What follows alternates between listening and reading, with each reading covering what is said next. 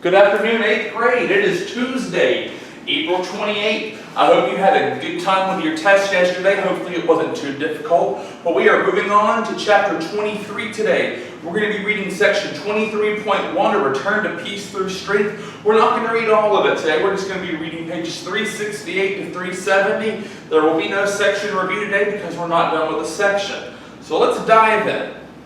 Americans approached the presidential election of 1980 feeling that something had to be done to restore the United States image at home and abroad. Remember, last chapter we talked about the weakening of America in the 60s and 70s due to this humanist movement, the lack of God in schools and abroad, increasing in social welfare programs. So some people felt like things had to be done for America at home and abroad. Hostages were still being held in Iran, and communism was spreading throughout the world, especially in Latin America. Burdened by heavy taxation and welfare spending, the country suffered from rampant inflation and economic recession. The nation was ready for a change. President Ronald Reagan. As the election approached, the Republican Party chose Ronald Reagan, former governor of California, to run against Democratic President Jimmy Carter. Reagan, a popular movie actor from 1937 to 1957, was already well known to many Americans. He told the people that he wanted to return America to her traditional values and to restore her military strength at home and abroad. He expressed special concern for the problem of abortion, saying, "We cannot diminish the value of one category of human life, the unborn, without diminishing the value of all human life." Ronald Reagan also emphasized the need for America to rebuild her defenses and to take a strong stand against communism around the world. He promised to revive America's strength, dignity, and pride. Many referred to him as the great communicator because of his effective speaking ability. As the election approached, many Christians became more actively involved in the political process by educating people on the issues, encouraging people to vote, and taking responsibility to vote themselves. They called for a return to traditional values, knowing that without such a change, America stood in danger of being washed away by a tide of runaway inflation, immorality, crime, drug abuse, and communism. Several conservative political action groups formed the support candidates for public office. The Moral Majority, the largest of these groups, and other politically influential people, including constitutional lawyer Phyllis Schlafly, backed Ronald Reagan for president. Ronald Reagan won the election by a landslide, receiving 483 electoral votes to Carter's 49. At the age of 69, he was the oldest man to be elected President of the United States. The day Reagan was inaugurated, January 20th, 1981, was the same day that the 52 American hostages in Tehran, Iran were released after 444 days of captivity. The Iranians released the hostages for fear that President Reagan would keep his promise to use military action to free them. In his first inaugural address, Ronald Reagan described the economic plight of our nation. "These United States are confronted with an economic affliction of great proportions. We suffer from the longest and one of the worst sustained inflations in our national history. Idle industries have cast workers into unemployment. Those who do work are denied a fair return for their labor by a tax system which penalizes successful achievement and keeps us from maintaining full productivity. But great as our tax burden is, it has not kept pace with public spending. For decades, we have piled deficient upon deficient, mortgaging our future and our children's future for the temporary convenience of the present. To continue this long trend is to guarantee tremendous social, cultural, political, and economic upheavals." On March 30th, 1981, just 2 months after his inauguration, President Reagan was shot by a young man named John Hinckley Jr. while walking from a Washington hotel to his car. Hinckley fired several shots from a revolver, hitting the president and 3 other men. After being rushed to surgery, Reagan made a rapid recovery and was soon back at work in the Oval Office. Just a year before Ronald Reagan's election, the people of Great Britain elected a new conservative government under the leadership of Margaret Thatcher. Prime Minister Thatcher and President Reagan shared the same conservative vision of strong traditional values, limited government, and strength against communism. Their wise choices on foreign policies and national decisions influenced their country's individuality and other countries around the world. Many U.S. conservative thinkers called for a reform of the welfare system. Thomas Sowell, a brilliant black economist of the late 20th century, effectively argued that careless welfare programs hurt ethnic minorities by destroying the family and the work ethic in the inner cities. The government took care of them. They had no need to work. And as a result, the pride, the work ethic was destroyed in ethnic minorities.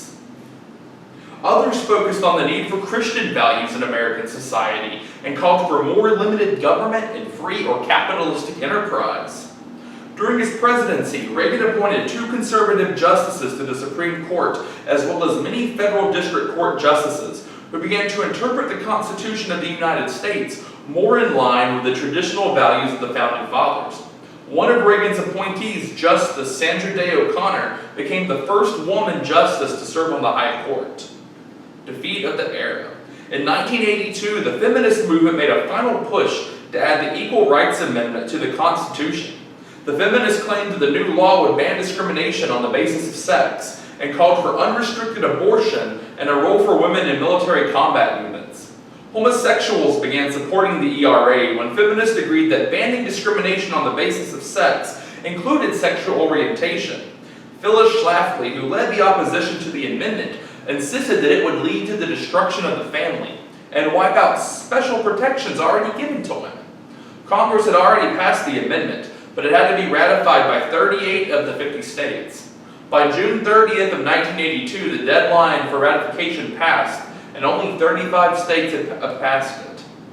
Reagan stressed that 1, budget should be balanced, 2, the money supply should be stable, and 3, trade and business should be free from government regulation.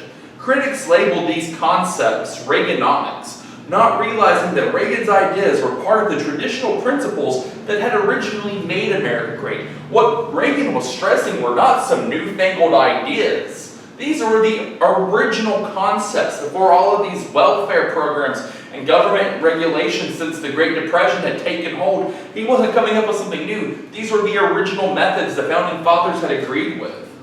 President Reagan first focused on getting inflation under control and creating new jobs. The chief cause of America's economic problems was the government's deficient spending. The federal government had a budget deficit because it had spent more money than it received in taxes and borrowed this money from private citizens and foreigners who earned interest on these loans. During the Carter years, as the government continued to print more money to meet its obligations, inflation soared. When American industry could not get the money or capital needed for new investment in technology, unemployment increased. After having 12 yearly deficits in a row, the United States had a huge national debt of over $1 trillion, which is a drop in the bucket compared to today. I mean, we spent $2 trillion just on this economic reform during this crisis. Just to put in perspective, $1 trillion is a dollar more than $999,999,999. There's 365 days in a year. You could spend $1 million a day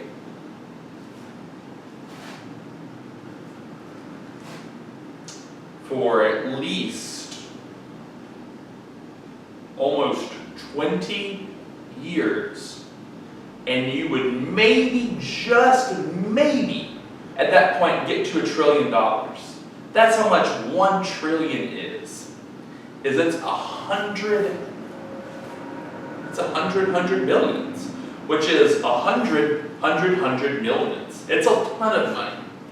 And that's how much we owed back then in the 1980s. That's nothing compared to now. But back to because we haven't learned how to balance this deficit yet, but back to this. President Reagan fought inflation and unemployment by reducing government spending and decreasing taxes, giving private individuals more money to invest in the economy. He cut $35 billion out of the federal budget for 1981, cutting taxes and creating jobs.